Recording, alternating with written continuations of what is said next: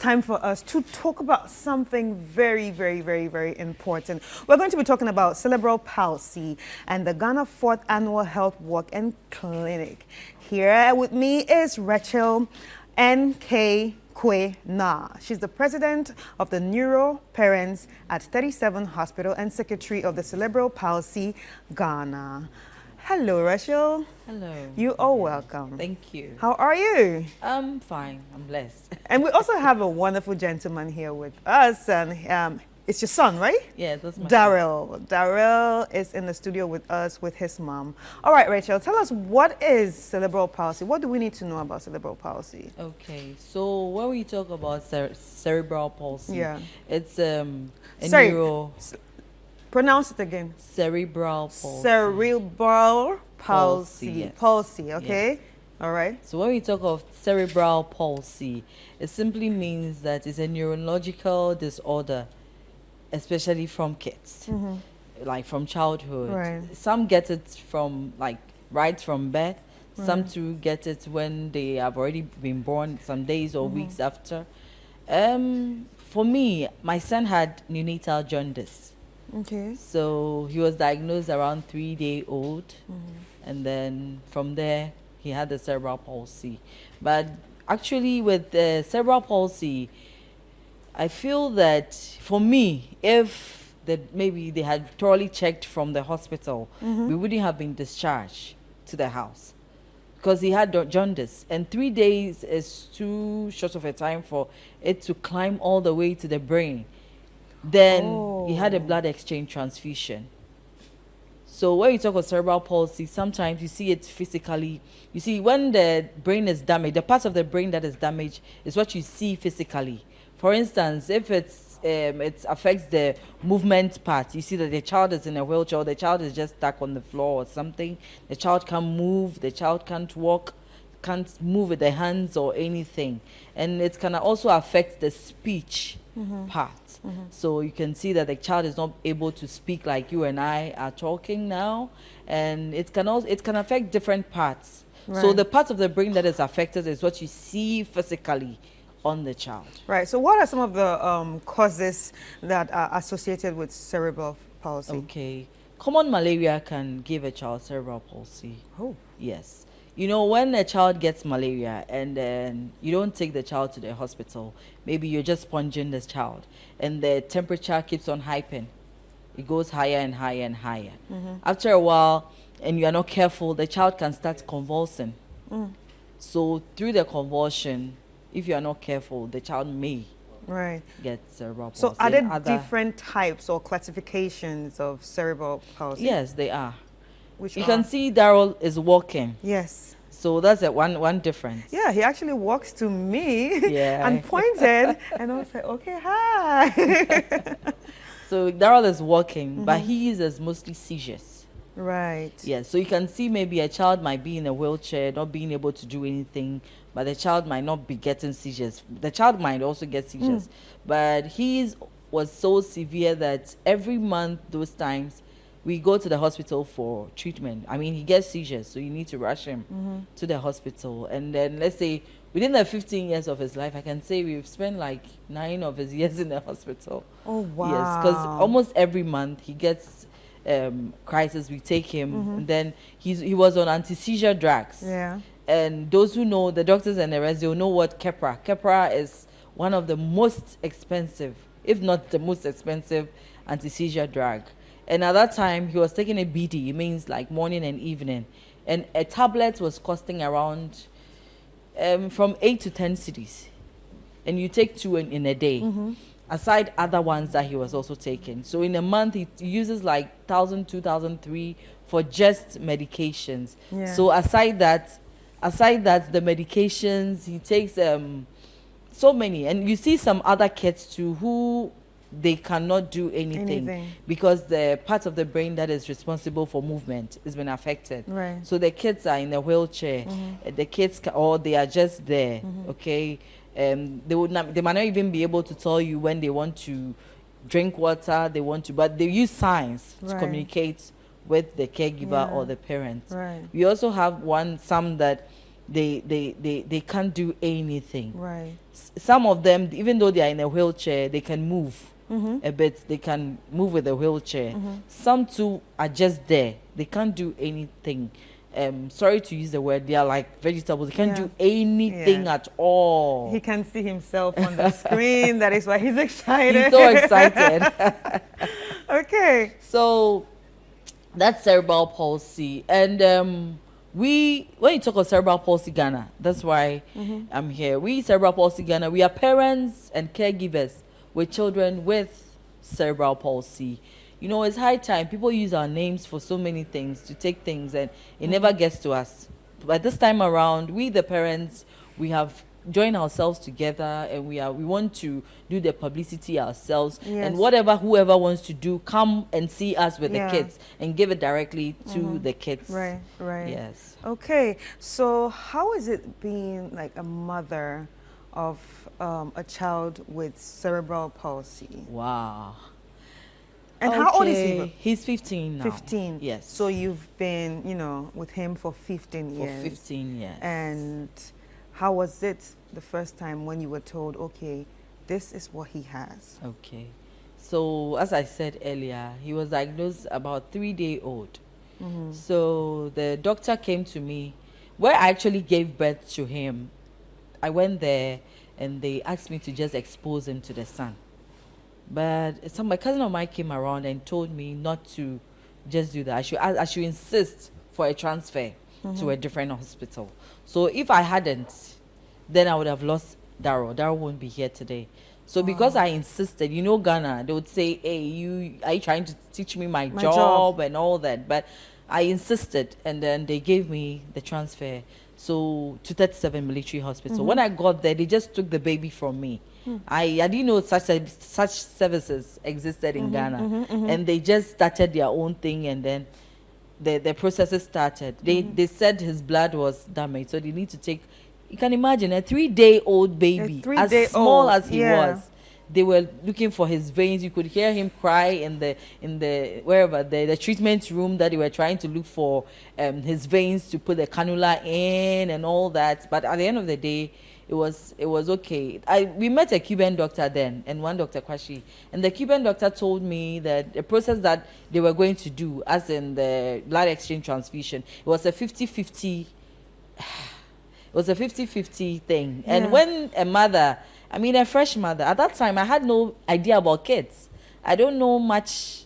I thought I had given birth to a fair baby, and they would discharge me. I go home. So last month I was so happy when I saw them in yellow. They said they were celebrating Yellow Month, and yellow is the jaundice month. And now I think they are doing publicity. They are telling more people, and I'm sure they will also be okay, and they will also try and check the babies very well before they are discharged to the homes. So would you say it was the jaundice that caused the cerebral palsy? Yes, it was a neonatal jaundice. So it was climbing into the brain, and it was damaging the cells in the brain. So the part that was damaged is what you see. Like currently he can't talk well and all that.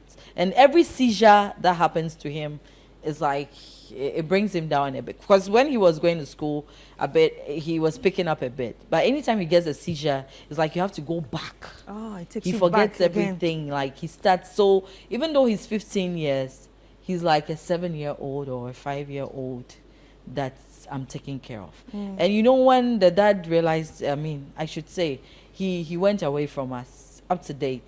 Maybe he's yet to. So I was a single mother for over Father's Day. Kudos to fathers, yeah. Now you're making me emotional. Okay. You're actually making me emotional. So you've been doing this alone for 15 years. How has family supported you? Oh, okay. I would say at the beginning, it wasn't easy for everybody. Now that I know much about cerebral palsy, now that I know much about everything, I'm trying to understand everything that happened. Because sometimes it's a bit emotional. I'm just not talking for myself. Yes, I'm talking for everybody. Every parent with a child with cerebral palsy. Stigmatization is a very serious thing. Nobody wants to associate themselves with you. Even friends will just go away from you. and they wouldn't want you to come close to them for people to know that they have a friend with a child with cerebral palsy. But now, because of the publicity, it's coming down a bit. But you know, most children with cerebral palsy, they can't move. Just a few. So, for instance, we have a girl, Sheba. We have other ones, Abdul. So many. I have so many of them, and she's 15. She does her menses. She does everything in her diaper, and she has to be changed. She has to be. So you see, this is the reason why I'm trying. I'm happy this opportunity is given to me. Even though the government is not working, I think diaper companies, detergent companies, soap companies, any company can come out. Yes, yes. At least the money, taking care of one child with cerebral palsy is like taking care of 4 normal kids. Because a kid will grow at a point, you stop buying diaper. But this child is dependent on you forever. Some can't feed. Some can't even swallow solid foods. Wow. Yes. So you can imagine a 15-year-old boy or girl. How many gallons of cocoa can the person take? So places make me Nestle, Cadbury, and the rest. Once in a, maybe every quarterly, the social corporate responsibilities, they can just come and then maybe do some donations. Not to just us. You will give it to the parents themselves. Yes. Not any third party. Right. Okay, so everybody, if you have a child with cerebral palsy, I want to encourage you right now and tell you that a disability is not an inability. Because when you go to places like Apple, where they do the iPhones and the rest, I learned they have a whole room filled with special children. I mean, special people, persons. And they develop the most difficult, the most the programs that you and I would not be able to do because of what they have. You know, the other parts of the brain picks up the responsibility of the other things to do. So, for instance, you and I are sitting down, but a special child might be seeing the studio differently. Yes. Might be seeing maybe an astronaut and might be chasing That's galaxies. Special. That's why they're special. Exactly. Because they think specially. Yes. And they see things beyond what we see sometimes. Exactly. So it can even make them do better things that you and I would not be able to do. So let's talk about the annual health talk and clinic for all persons with cerebral palsy that's going to be happening. Tell us about this event. Okay, and tomorrow, I mean Saturday, that's the 24th of June. We are having a free medical health screening and then a health talk. It's organized by the Gold Coast Medical Foundation. They are doctors, doctors, nurses, and health workers from the United States of America. They have come to Ghana to do a free, they've been doing it with us. This is our 4th clinic. He likes singing. Yeah, he likes singing. He likes singing. He's actually humming right now. You will sing for me later, okay? All right. So he is, they are coming to do this health clinic for us. And we are being hosted, Meswick Hotel, that is Mr. Stephen Williams. I want to say thank you to the man. He's given us a whole hotel for the program. He has cancelled all bookings for any conference or anything. So it's a big place. And then we are also having 5 buses at Vantage Points to pick the parents and the caregivers to there in case they don't know the place. Mainsvik Grand Hotel at East Legon. One at Amasaman, one at Junction Mall, one inside Tema General Hospital, and one at Adenta Barrier. Okay, we have buses. Then also National Ambulance Service. They've given us a standby ambulance in case of anything we can. And all the doctors and the nurses around 37 Kolebu, Ridge, Children's Hospital, they are also volunteering doctors and nurses and stuff so they can help. Because when they come, they give us their foreign drugs. But the doctors here, they prescribe the drugs for us. And I'm doing this because I hope with this, the doctors in Ghana were able to also organize something like that for us. You know, here we don't do volunteer stuff a lot. Everything, you need to pay. So I think that's what a clinic is about. So how important is this kind of event on this topic and for parents with kids with cerebral palsy? Okay, we call it a day out with your CP child. Most of them have locked them in the rooms. Yes, most of them don't even want people to know that they have such kids. But we are saying that just Saturday, please, bring your child out. Let's have fun. It's going to be a special day. There's the ambience alone. There's a pool. There's so many things. Yes. And we are going to have free physio. We are having physiotherapists come and do exercise for the kids. Daryl worked because of physio. Wow. Yes, because like when you do physio, it's not a magic, or it's not a day thing. It takes time. Consistency. Some years, some a decade, you know. But it depends on you, the parents. I mean, it's not easy. Let me tell you one experience. I was taking Daryl to a hospital. By then, I'm still like, I bought Trotro, like the public transport. And I was having Daryl. By then, he was so floppy. He was drooling and all that. And nobody wanted to sit by me in the public transport. So at a point in time, the whole vehicle was almost full. And since nobody wanted to sit by me, the conductor, the mate was like, madam, please, if you can't pay the seat beside you, please get down so that I can finish loading my bus. You don't say. Oh, it's true.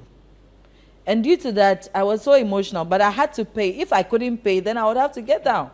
So you should, I mean, that's why people don't take their kids. And we are trying so much. That's why you are putting the buses at the vantage point. So at least if you can come closer and then board the bus to the venue, it will take you back. And the stigmatization. Exactly. And also, you be in a compound house, you have your kid with special needs or a cerebral palsy or something, and then the kids are playing in the middle of the house. Immediately you bring your kid, you're like, oh, okay, let my child come out to play. Immediately you bring your child out. Kojo, come and do your homework. Kofi, come and eat. Adra, don't you know it's time to bath? Or to bed or something. And they'll leave your child in the middle. What I'm saying are experiences, because we are parents, so we sometimes meet, we share our experiences, we cry together, we laugh together, we do so many things together. So we need people to understand that it is not a hereditary disease. It is not a disease that if I have and you sit, is not infectious. Yes. So the fact that you go close to a child with cerebral palsy doesn't mean you even give birth to one. Just showing love to these kids, all they need is a smile. All they need is love. When COVID came, I made sure Dar was indoors because he likes hugging everybody. He likes, and that's their nature. They are also in their world. But we pray that the government will help, especially with the education system. They will do something so that these kids will be able to mingle with other kids. So they will also see and understand. So in case they see one around, or they will know how to handle. Okay, all right. Yeah. Thank you so much. Just a quick reminder. So it's going to be happening, the annual health talk and clinic for all persons with cerebral palsy. It's going to be happening on the 24th of June, 2023 at the Mensvik Grand Hotel at East Legon. It was nice talking to you, Rachel. Same here. It was really nice talking to you. Hope I to enjoyed come this again. conversation. But Darrell, thank you for coming. Let's say bye to the people.